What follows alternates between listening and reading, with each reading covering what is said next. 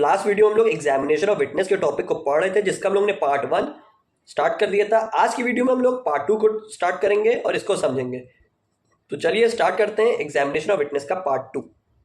तो last video में हम लोग एग्जामिनेशन ऑफ विटनेस के चैप्टर को, यानी कि जो हमारा लास्ट चैप्टर है बीएसए का, उसको हम लोग ने स्टार्ट कर दिया था। ठीक है, जिसमें मैंने बताया था कि टोटल 29 सेक्शंस हैं, जिसमें से हम लोग को 27 सेक्शंस ही पढ़ने हैं, क्योंकि जो 2 सेक्शन है वो हम लोग ऑलरेडी कवर कर चुके हैं। तो 27 में हम लोग 9 करके 3 पार्ट में पढ़ेंगे। पहला पार्ट कवर कर लिया था, ये हमारा सेकंड पार्ट है, यानी कि सेक्शन 150 से सेक्शन 159 तक हम आज की वीडियो में डिस्कस करेंगे।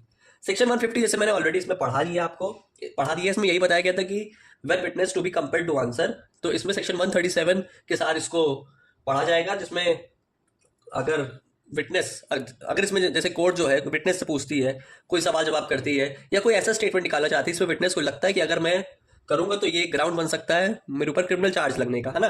तो ऐसी सिचुएशन में वो यहाँ पे कंपेल्ड, तो इस ऐसी सिचुएशन में विटनेस को कंपेल किया जाता है आंसर देने के लिए, और इसके साथ सेक्शन 137 को यूज किया जाता है। तो 150 हम लोग ऑलरेडी डिस्कस कर चुके हैं, तो स्टार्ट करते हैं सेक्शन 151 से, है ना। 151 क्या बताना चाह रहा है? Court to decide when question shall be asked and witness compelled to answer. अब यहाँ पे कोर्ट का डिसीजन आ गया, कोर्ट टू डिसाइड कि when question shall be asked and when witness compelled to answer, कि कब क्वेश्चन कुछ पूछा जाएगा कोर्ट द्वारा और कब विटनेस कंपेल्ड होगा, यानी कि वो अकाउंटेबल होगा आंसर देने के लिए। ठीक है, तो क्या है इसमें प्रोविजन? तो इसमें बताया जा रहा है कि अगर कोई क्वेश्चन कोर्ट पूछ रही है जो मैटर रेलेवेंट नहीं है उस सूट और प्रोसीडिंग से, तो यहाँ पे जरूरी नहीं है कि वो विटनेस यहाँ पे आंसर करे। देखिए सेक्शन 151 2 क्लॉज से बटा है, क्लॉज 1 और क्लॉज 2। ठीक है, क्लॉज 2 के अंदर A B C D हमारे चार पार्ट में हमारा सेक्शन 151 बटा हुआ है। ठीक है, क्लॉज 2 में, और क्लॉज 1 में इसमें सिंपल स्टेटमेंट बताई गई है। क्या बताया जा रहा है इसमें सेक्शन 151 के क्लॉज 1 में?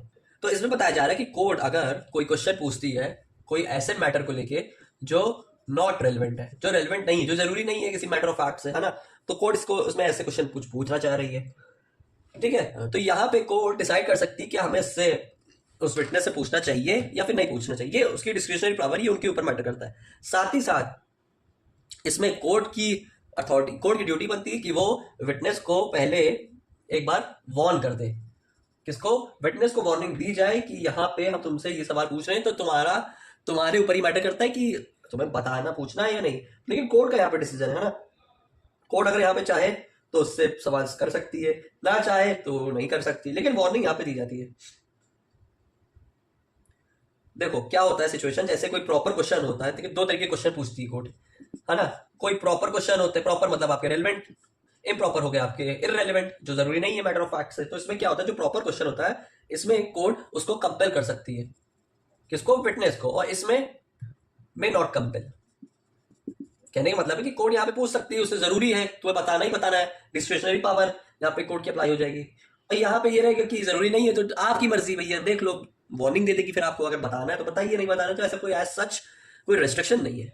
ये सेक्शन 151 का क्लॉज बता। लेकिन साथ ही साथ इसमें एक एक्सेप्शन भी डाली गई है ना। इसमें एक्सेप्शन भी एक डाली गई है सेक्शन 151 को लेके, कि अगर कोई ऐसा क्वेश्चन है जो विटनेस की क्रेडिट को इंजर्ड कर रहा है या उसके कैरेक्टर पे कुछ इफेक्ट कर रहा है, तो जाके वो ऐसा क्वेश्चन पूछा जा सकता है। कई बार ऐसे क्वेश्चन पूछ लेती है विटनेस जिसमें कुछ उनको रेलेवेंट निकल सकता है, जो उसके कैरेक्टर को इंजरी प्रोवाइड करे, या फिर वो उसके विटनेस के क्रेडिट को लेके कुछ ऐसा क्वेश्चन कुछ मान लीजिए कुछ पॉइंट आउट किया जाता है कोर्ट द्वारा। तो इन सच मैटर में क्वेश्चन यहाँ पे पूछे जा सकते हैं। कब? जब फैक्ट या फिर कोई मैटर रेलेवेंट नहीं है तो भी अगर एक्सेप्शन में डाला गया है कि अगर कुछ ऐसा है मैटर जिसमें कैरेक्टर को इंजरी पहुंचाई जा रही, तो आप यहाँ पे पूछ सकते हैं। ठीक, तो ये यहाँ पे बताया जा रहा है। और यहाँ पे कोर्ट अगर अपनी डिस्क्रिशनरी पावर यूज करती है क्लॉज 2 के अंदर, तो इसे इन्हें 4 ग्राउंड को मीटअप करना जरूरी है, यानी कि 4 ग्राउंड से रिलेटेड आप पूछ सकते हैं। और इसके अंदर आप ये सब चीजों को पहले कंसिडर करेंगे, यानी कि ये कंसिडरेशन आपको पहले देखनी पड़ेगी कोर्ट की डिस्क्रिशनरी पावर की। इसमें पूछा जा रहा है, पहला ए में ये पूछा जा रहा है कि कोई प्रॉपर क्वेश्चन है, कोई सही क्वेश्चन अगर कोर्ट पूछ रही है कि जिसमें उसमें उसको ट्रुथ दिखाई दे रहा है, सच्चाई समझ आ रही है कि हाँ ये हो सकता है फैक्ट, तो यहाँ पे जिसमें कोर्ट का ओपिनियन भी सीरियसली लग रहा है कोर्ट को कि हाँ इस बात में कुछ दम है, या कुछ इसमें कुछ फैक्ट निकल आ सकता है, या इसमें कुछ उनको इन्फॉर्मेशन मिल सकती है, तो कोर्ट यहाँ पे ऐसे मैटर को ले सकती है, पूछ सकती है। बी यहाँ पे बात कर रहा है इम्प्रॉपर क्वेश्चन के बारे में। अभी मैं आपको एग्जाम्पल के थ्रू भी समझाता हूँ कि प्रॉपर इम्प्रॉपर क्वेश्चन क्या होते हैं, है ना। तो इम्प्रॉपर क्वेश्चन यहाँ पे क्या होगा, जिसमें बहुत स्लाइट डिग्री ऑफ इफेक्ट पड़ रहा है, यानी कि इसमें फर्क ज्यादा पड़ रहा है, इसमें फर्क स्लाइटली बहुत मिनिमम सब फर्क पड़ रहा है इसमें, ठीक है। इसमें मतलब विटनेस के कैरेक्टर पे किसी ट्रुथ को इम्प्लांट करने के लिए या फिर विटनेस की क्रेडिबिलिटी से रिलेटेड अगर कुछ यहाँ पे कोर्ट ओपिनियन दे रही है, तो यहाँ पे वो जो सवाल है वो इस प्रकार से किया जा रहा है जिससे इतना कोर्ट को जितना विटनेस को इतना फर्क न पड़े और कोर्ट को इतना फर्क न पड़े कि हाँ वो इतना खास जरूरी नहीं है। अगर पूछा जा रहा है चलो ठीक है, लेकिन इतना ज्यादा वो इफेक्ट नहीं करेगा कोर्ट के विटनेस के कैरेक्टर को। तो ये यहाँ पे ऐसे पूछ सकते, ये आपको ध्यान देना है। और तीसरा यहाँ पे है कि such questions are improper if they are great disproportion between the importance of the imputation and the importance of the evidence, यानी कि प्रोबेटिव वैल्यू के बारे में यहाँ पे बात की जा रही है ना, डिसएप्रोप्रिएशन को लेके। अब ये क्या चीज हुई, जैसे मान लीजिए एक एग्जांपल लेते हैं इसके लिए सी में, कि मान लीजिए कोई 7 साल का बच्चा है, ठीक है। अब उससे सामने वाली पार्टी क्रॉस एग्जामिनेशन करके पूछ रही है क्या तुम रेपिस्ट हो, आर यू अ रेपिस्ट। तो देखिए ये क्वेश्चन थोड़ा इम्प्रॉपर है, क्योंकि इससे रिलेटेड उसका एविडेंस जो है वो बहुत ही लो प्रोबेटिव वैल्यू बनाई, यानी कि बहुत कम उम्मीद या कम चांसेस है, क्योंकि यहाँ पे डिसएप्रोप्रिएशन हो रहा है, यानी कि यानी कि वो मैटर ऑफ फैक्ट और ये जो ऑफेंस इस पे या फिर जो एक्यूजेशन इसमें लगाया जा रहा है वो प्रॉपर उसका मीटअप नहीं हो रहा है, यानी कि विटनेस के कैरेक्टर पे और जो उसका एविडेंस है वो मैच नहीं कर रहा। अब 7 साल का बच्चा है, उससे कैरेक्टर डिफाइन हुआ कि हाँ वो बच्चा है, माइनर है, और यहाँ पे उसको आप अगर रेपिस्ट कह रहे हैं क्रॉस एग्जामिनेशन के थ्रू, तो ये इतना ज्यादा इफेक्ट नहीं कर रहा। ये एक अप्रोप्रिएशन नहीं है, ये अप्रोप्रिएट नहीं है, ये डिसअप्रोप्रिएट है। तो ये आप यहाँ पे कोर्ट कंसिडर करती है। चौथा यहाँ पे है principle of adverse inference. Adverse inference का मतलब होता है कि यहाँ पे आपको कोई नेगेटिव कंक्लूजन निकल के आ रहा है, कोई ऐसा चीज जो कैरेक्टर पे इफेक्ट कर रहा है, वो यहाँ पे इतने उस वे में पूछे जा रहे हैं, उस तरीके से पूछे जा रहे हैं कि अगर वहां पे अगर विटनेस उसका जवाब नहीं देता है उन सवालों का, तो एक इन्फ्रेंस, एक नेगेटिव कंक्लूजन या फिर क्रिएट हो सकता है, या किया जा रहा हो कि अगर वो उसका आंसर देगा तो वो अनफेवरेबल हो सकते हैं। तो कोर्ट को इस सब चीजों का ध्यान रखना चाहिए, कंसिडर करना चाहिए कि उससे क्या पूछा जा रहा है, और यहाँ पे कोर्ट के ऊपर कोर्ट की ड्यूटी क्रिएट होती है कि आप उससे क्या सवाल कर रहे हैं अपने, और क्या पहले क्या सवाल कर रहे हैं, और कब विटनेस का जरूरी है उसका जवाब देना, ठीक है। तो ये था सेक्शन 151। यहीं पे समझ लेते हैं सेक्शन 152 क्या बताया जा रहा है। Question not to be asked without reasonable ground. भाई सही बात है यार, अगर कोई रीजनेबल ग्राउंड ही नहीं है, कुछ रेलेवेंट ही नहीं निकल रहा, उस बात का कोई दम ही नहीं है, तो आप क्यों पूछ रहे हैं। कहने का मतलब है कि यहाँ पे आप उससे ऐसे क्वेश्चन नहीं कर सकते जिसमें वो लग रहा है कि उस पर आपको कोई रीजनेबल ग्राउंड नहीं नजर आ रहा है। अगर उसमें आपको लग रहा है कि हाँ रीजनेबल ग्राउंड है, या अगर हम उस पर ऐसा ग्राउंड इंप्यूट करते हैं, तो उससे कुछ ना कुछ हो सकता है, उस सवाल का कुछ ना कुछ तो मतलब निकल सकता है। अब मान लीजिए एडवोकेट है, ठीक है, वो सामने वाले अपोजिट पार्टी से पूछ रहा है तुम जीने के लिए क्या करते हो। उसने बोला कुछ नहीं। क्या तुम डिपेंडेंट हो किसी पे? उसने कहा नहीं। सोर्स ऑफ इनकम है क्या तुम्हारी? उसने कहा नहीं। तुम क्या डकैत हो क्या? अब ये देखिए, ये डकैत बोल देना ये रीजनेबल है? आप किसी सामने वाले को बोल दें तुम चोर हो, तुम डकैत हो, तुम ये हो, तुम खूनी हो, जो भी बोलो, आपके पास रीजनेबल ग्राउंड है बोलने का? नहीं है ना। तो ऐसे आप उल्टे सीधे सवाल नहीं कर सकते। हाँ प्रॉपर उसे कुछ इम्प्लीकेशन निकल रहा है या कुछ ऐसी सिचुएशन क्रिएट हो रही है तब आप बोलिए, ठीक है। आपको ऐसे सवाल नहीं करने। ऐसा अगर सवाल करता है कोई वकील कोर्ट में प्रोसीडिंग के टाइम तो उस पर बवाल हो सकता है। अब देखते हैं सेक्शन 153, क्योंकि 152 इसी से जुड़ी हुई आगे बात को बढ़ा रहा है, आगे कंटिन्यू कर रहा है। 153 बता रहा है procedure of court in case of question being asked without reasonable grounds.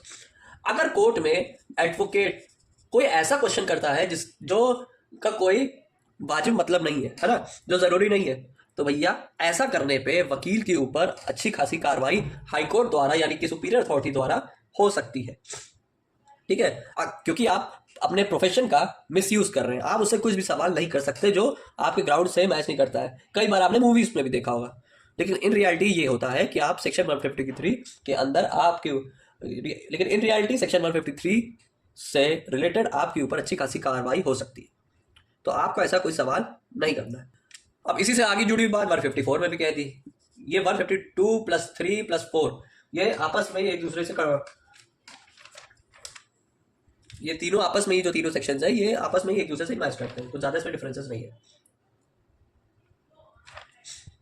यहाँ पे कोर्ट के ऊपर ये लाइबिलिटी क्रिएट होती है कि इंडिसेंट एंड स्कैंडलस क्वेश्चन, कोई इंडिसेंट सा सवाल, कोई ऐसा सवाल उल्टा सीधा गलत लैंग्वेज में बोला गया, या गलत कैरेक्टर का आप कुछ अगर किसी पर्सन की उंगली उठा रहे हैं, या उसको कुछ गलत वे से बोल रहे हैं, या उसको गलत वे से प्रेजेंट कर रहे हैं कोर्ट में, तो आपको ऐसा नहीं करना है। The court shell forbid the court it confers powers upon the court to forbid putting any question which is indecent। Court को यहाँ पे ध्यान देना है कि वो ऐसा कोई सवाल ना करे कि जिससे सामने वाले के मॉरल कंडक्ट को अफेक्ट करे। ऐसा कोई सवाल क्रॉस एग्जामिनेशन के थ्रू नहीं पूछा चाहिए। हाँ, अगर कुछ उससे ऐसा फैक्ट से रिलेटेड है, कुछ फैक्टर इशू निकल आ रहा है, नेसेसरी है। अब जैसे मान लीजिए मैंने 152 में एग्जांपल दी, 153 में एग्जांपल दिया था, 152 में ही एग्जांपल दिया था कि तुम टकैत हो। अब देखिए आप ऐसे क्यों बोल रहे हैं रैंडम किसी को, इंडिसेंट है ना, किसी मॉरल इफेक्ट पे कंडक्ट, मॉरली किसी को ये खराब लग सकता है, किसी को भी खराब लग सकता है। विटनेस के टाइम विटनेसेस का जब टेस्टिमनी ली जाती है क्रॉस एग्जामिनेशन में, तो बहुत सवाल को एकदम बचा के पूछा जाता है, यानी कि सामने वाले को भी इफेक्ट ना करे और प्रॉपर आपको आंसर भी मिल जाए चीज़ों का, क्योंकि बहुत रीजनेबली चीज़ें पूछी जाती है। तो वही बता रहे हैं 154 कि आपको कुछ इंडिसेंट सवाल के जवाब नहीं देना है जिससे सामने वाले को हानि हो। ठीक है, तो इसको ध्यान में रखते हुए इसको ध्यान में रखते हुए ही चलना है। 154 ये था। अब इसी के आगे 155 देख ले रहे हैं, ये भी इसी से जुड़ा हुआ है। इससे बताया जा रहा है कि क्वेश्चन इंटेंडेड टू इंसल्ट और अनॉय। कोर्ट ये भी ध्यान रखे कि उससे कुछ फालतू सवाल उल्टे सीधे तरीके के ना पूछा जाए, और साथ ही साथ किसी को परेशान ना किया जाए, साथ ही साथ किसी की इंसल्ट ना की जाए। इंसल्ट और अनॉय, कोर्ट यहाँ पे ध्यान दें कि कोई ऐसे सवाल ना करे जो सामने वाले को के लिए घातक बन सकते हैं, ऑफेंसिव बन सकते हैं। वो नेसेसरी ग्राउंड्स पे ही सवाल जवाब करे जो सही हो, जो तथ्य से जुड़े हुए हो, फैक्ट एंड इशू उसमें निकलता हो, रेलेवेंट हो, वही आप सवाल करें। कोई बिना रीजनेबल ग्राउंड के वो सवाल नहीं होने चाहिए। ठीक है, कोई इंडिसेंट से सवाल नहीं होने चाहिए, इंसल्ट या उसको अनॉय नहीं करना चाहिए। तो ये सब चीजों को आपको ध्यान में रखते हुए सवाल जवाब सामने वाले पर्सन से करना है। चलिए अब देखते हैं सेक्शन 156 क्या जा रहा है। Exclusion of evidence to contradict answer to questions testing veracity. Exclusion of evidence, यहां तक समझे, ऐसे एविडेंस को हटा दो टू कॉन्ट्रडिक्ट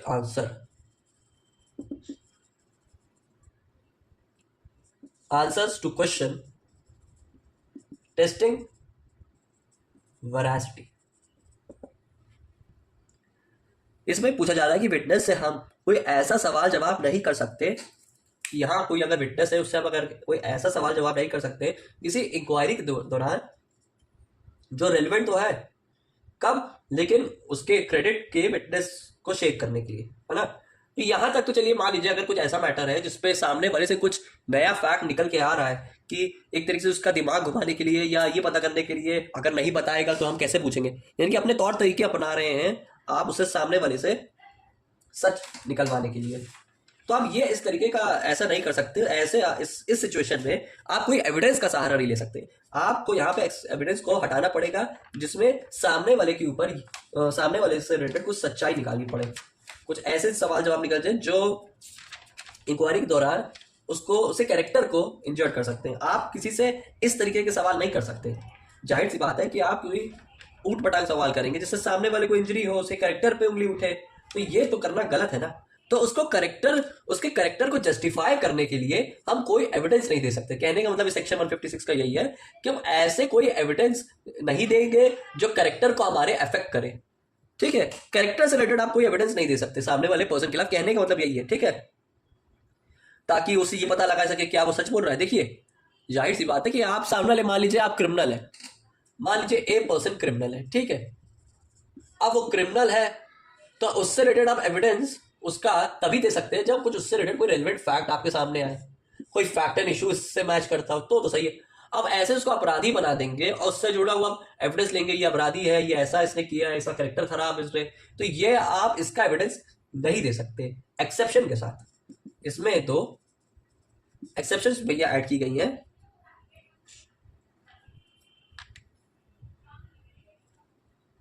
कि अगर कोई यहां पे उस क्रिमिनल का, मान लीजिए ए पर्सन का कोई क्रिमिनल हिस्ट्री है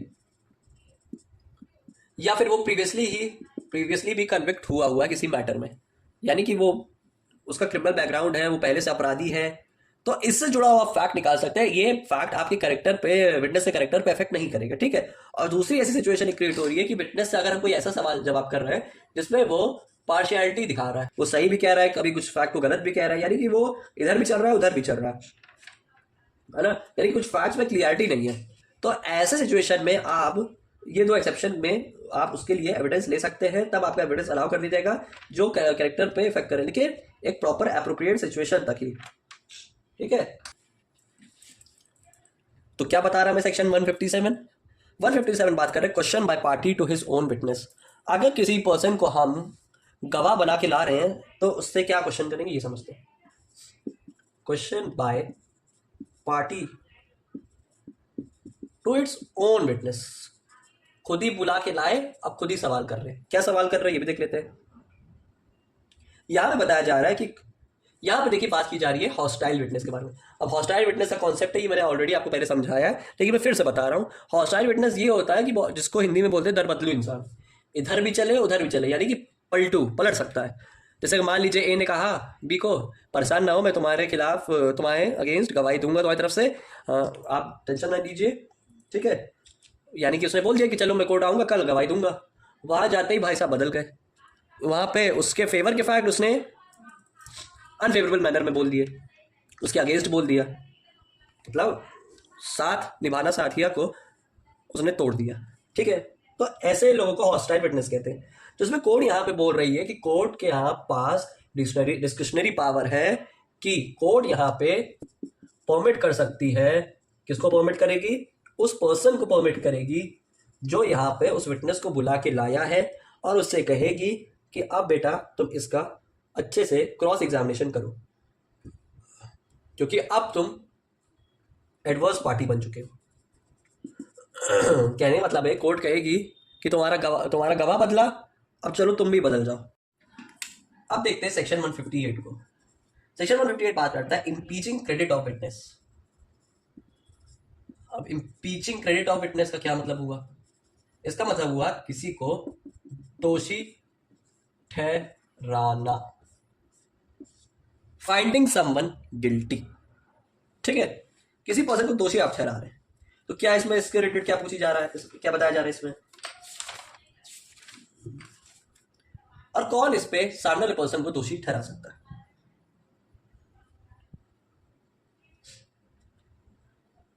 देखिए, आप जो भी काम करेंगे वो कोर्ट की कंसेंट से करेंगे, पहले ये बात जान लीजिए, ठीक है। कोर्ट के मर्जी के बिना गवाह का या वकील का पत्ता नहीं हिलता, सीधी सी बात, ठीक है। अब यहां पे कौन दोषी ठहराएगा, ठीक है। पहला, जो आपकी दुश्मन पार्टी हो गई, ऑपोजिट पार्टी हो गई, भैया वही तो ठहराएगी ना, आप अपने ही उसको थोड़ी ठहरा लेंगे।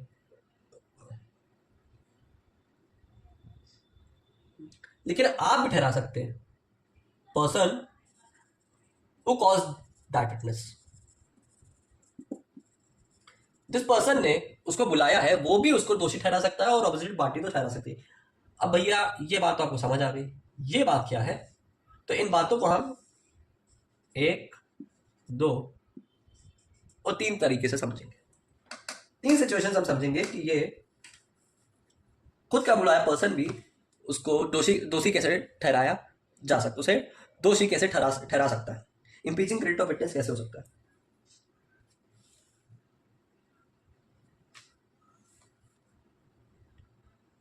देखिए, पहली सिचुएशन ये है अनवर्दी ऑफ क्रेडिट।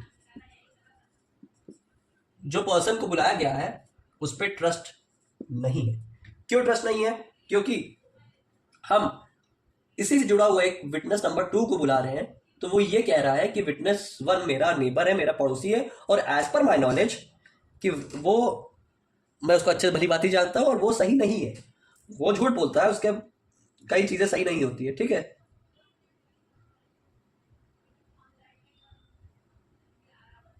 अब आप यहां पे एक सवाल उठाएंगे कि भाई ये W2 कहां से पैदा हो गया यार? तुम तो W1 को बुलाए हो, W2 कहां से आ गया? और आया भी तो भैया उसके रीजन क्या है गवाही देने का? What for is why you are giving why you are adding W2 in the court? क्या रीजन है उसकी टेस्टिमनी देने का? क्योंकि आपको पता है कि no contradiction is allowed on D1 reason because he is not a witness of relevant fact. क्योंकि आप section 3 IEA Indian evidence act के सेक्शन 3 में ये बात पढ़ के आए कि evidence can be given of relevant fact and fact in issue. पर सेक्शन 158 भैया आपका है exception in contradiction to section 3। तो सेक्शन 3 जो है वो बताता है कि आप यहां पे रेलेवेंट फैक्ट, सॉरी यहां नहीं, नीचे लिख दूं, जगह नहीं है अभी, कि सेक्शन 3 जो है यहाँ पे रेलेवेंट फैक्ट का ही एविडेंस देगा और साथ ही साथ फैक्ट एंड इशू को लेकर होगा। लेकिन सेक्शन 158 जो है वो इसका एक्सेप्शन है सेक्शन 3 का कि यहाँ पे इररेलेवेंट फैक्ट्स का भी एविडेंस या फिर विटनेस का स्टेटमेंट दिया जा सकता है। ये सबसे बहुत बड़ी बात है, ये आपको पता रहनी चाहिए कि section 3 relevant fact and issue को ही लेके बात करेगा। लेकिन सेक्शन 158 एक ऐसा 158